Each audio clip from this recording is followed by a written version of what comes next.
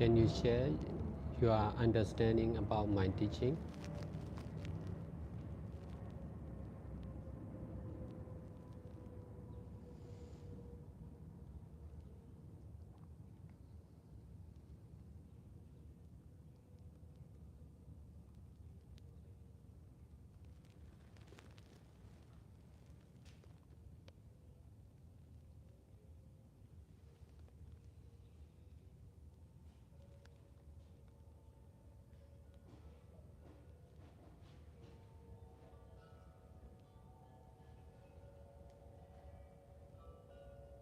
How are you practicing meditation now?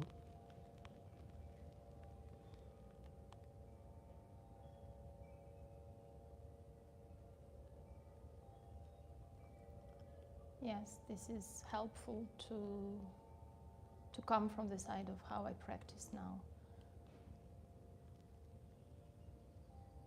In every moment, be it sitting meditation with closed eyes or sitting meditation with opened eyes or any daily activities, now it's not different, it's the same practice of understanding that behind that what arises, there is nothing. That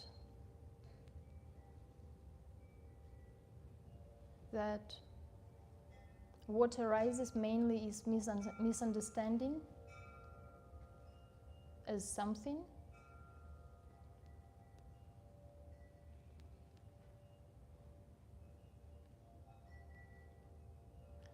and then in every moment there can be different mindfulness of different object, but but the experience is the same. The experience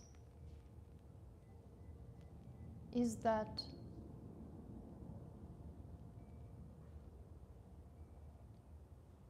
sometimes that experience shows that so difficult.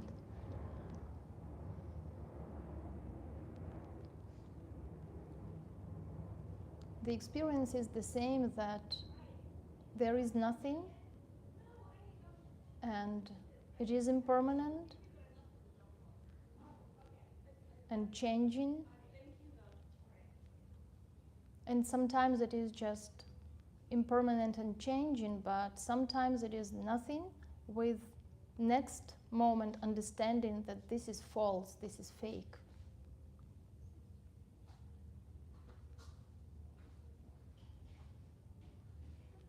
And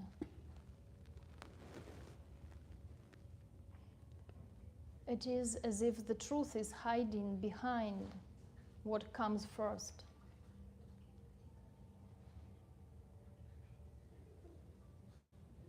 And sometimes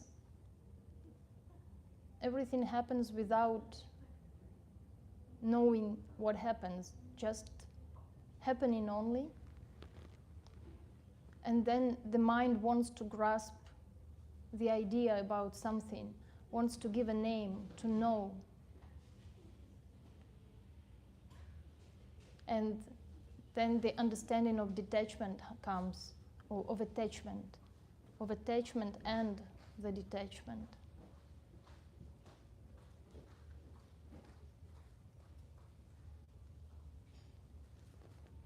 So in daily life, knowing like this really brings the middle way, brings the doing only in practice, because there is the understanding of not real, something that is being done, something that is happening is not real. It's just, again, one moment after another. It's like a code that comes. We don't need to unpack this code. We don't need to see inside the code. We need just this code to let be as it is, without going into details.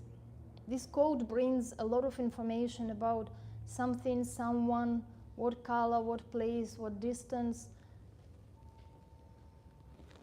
But we don't have to be interested in this. We can just not know about what is inside.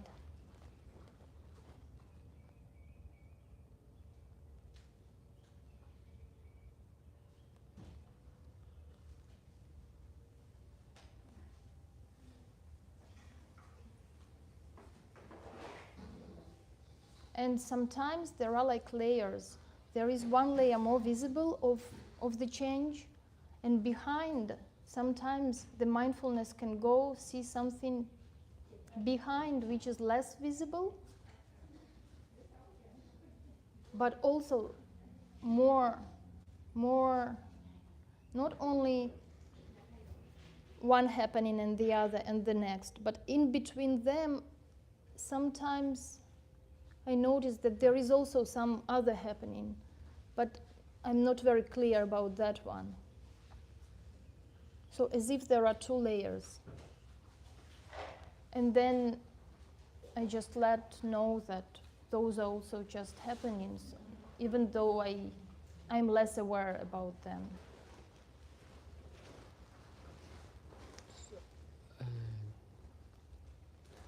The more we are paying attention on selfless impermanent nature, the more we are less and less interested in all kinds of created truth.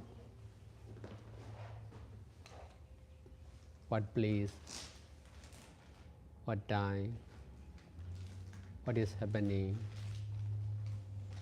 who are you? All these are just created truth. Because of not knowing the same truth of selfless impermanent nature, we are interested in all kinds of created truth.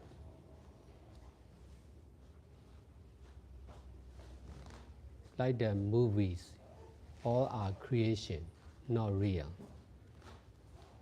But we like creation. We want to create like the movie actor and actress. That's why we are interested in creation. We attach on created life of movie character. We attach on creating like the movie character. That's why we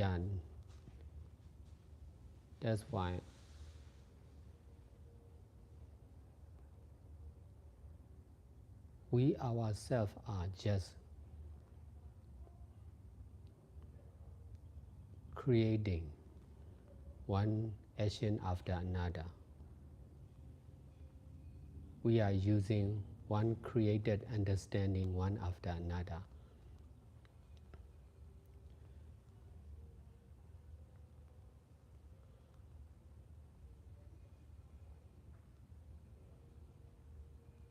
The whole world is also busy with creating one action after another by using physical, verbal, and mental action.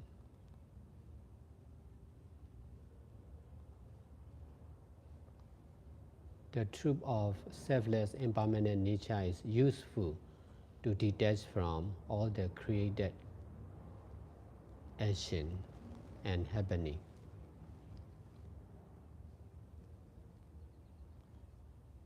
In this way, the mind is free from ignorance and attachment.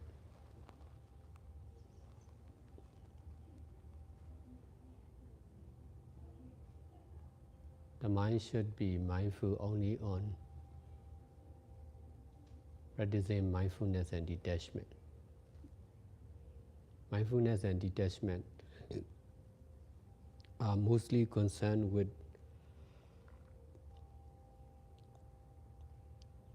ever-changing, selfless, impermanent nature.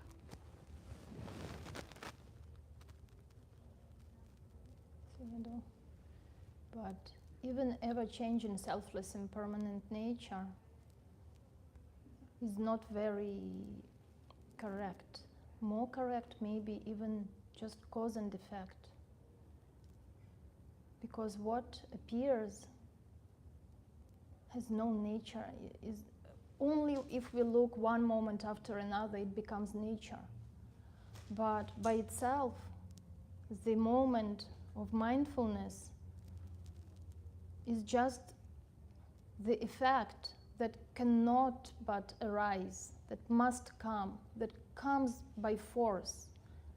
Very forcefully, strongly it appears. And then at this time, I have understanding that I need to practice just step by step, only moment by moment. Only at this moment to accept that this one goes away. Maybe never again. Maybe last one, but of course not last one. But I mean, only one moment, and it arises, it comes because of the force of karma. But if we accept this arising and passing away, this is helpful for it not to arise again, isn't it? Just letting it go forever.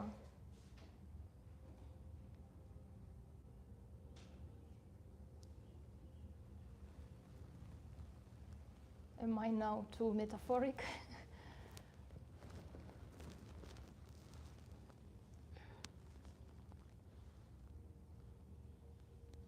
If there is worry or fear, doubt,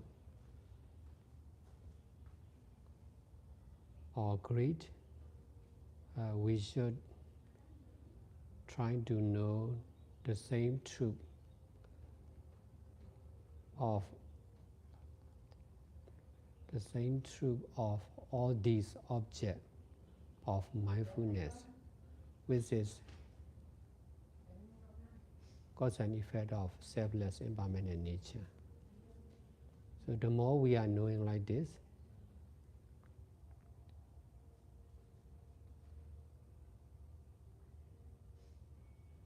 the less worry, fear, greed, anger in our mind will be. Finally, there will be no worry, no fear, no doubt, no greed, no ignorance will be. This is the purification? Yes, knowing the truth is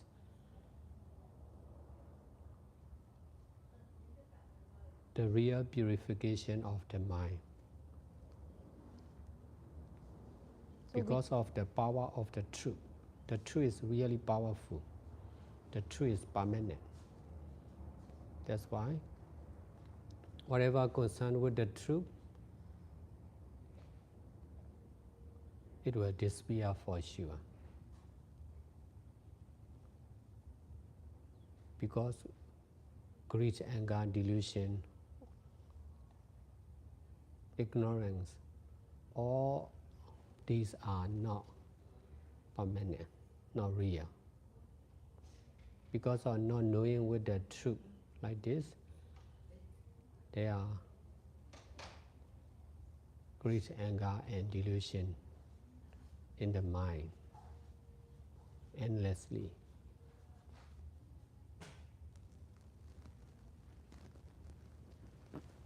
I'm also teaching about the truth. That's why the truth is powerful.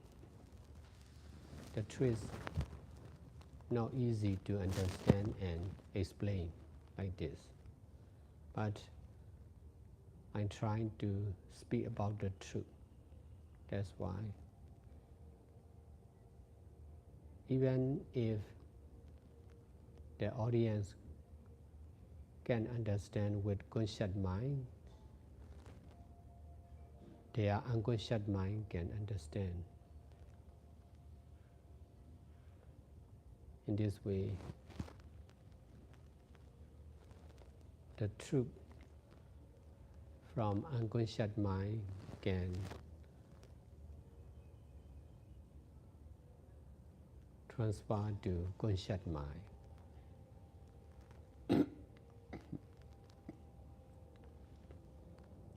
My teaching is about the unconscious mind. Most of the people are not knowing about unconscious mind. That's why they are difficult to understand. My teaching is not for conscious mind. Conscious mind is just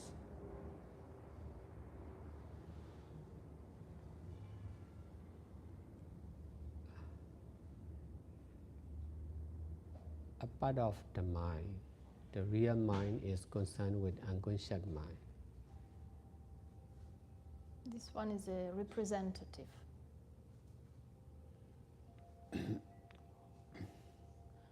But when I used to ask you questions before about the practice, once I was advancing, I could discover some other question about the practice of mindfulness, when mindfulness would be going deeper and deeper. And then you would give me an answer and I would understand just intellectually, but there was curiosity to discover and understand what you answer. So I would go and sit and practice just, I don't know how, but to see what you say, to experience what you say. And then I could understand it by myself.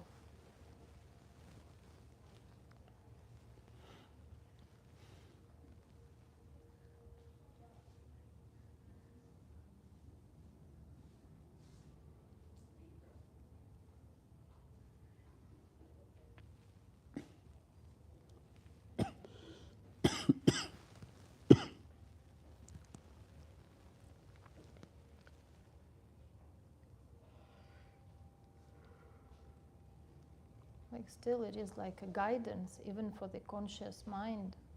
It is a guidance for the practice that slightly directs to experiment and to experience like that.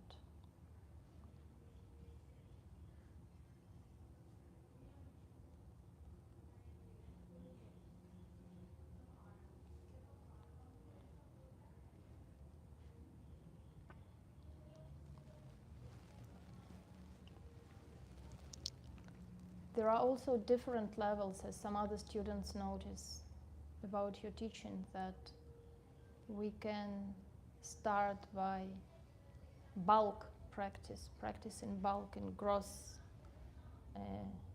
just seeing the nature of change. Usually practitioners see the nature of change of created objects, see just their impermanence.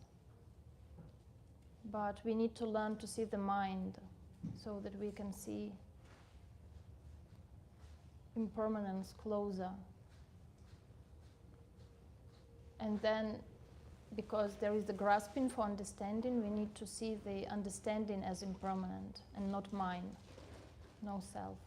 And then when we see the understanding, which is so important, but we see it as not mine and impermanent, then it gives the clue for everything, and to see that everything actually is impermanent and just changing. And then the nature opens up. We need to change the focus of attention from objects to the nature of those objects, because they all have the same nature. The objects are not important. They're just for mindfulness to appear.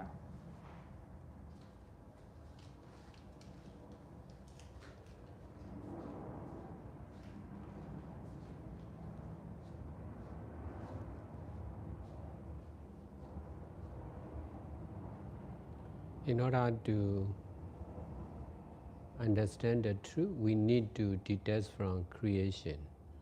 Most of the people or living beings are attaching on creation. created by someone. So we must stop creation of ourselves and we must detach from the creation of the other.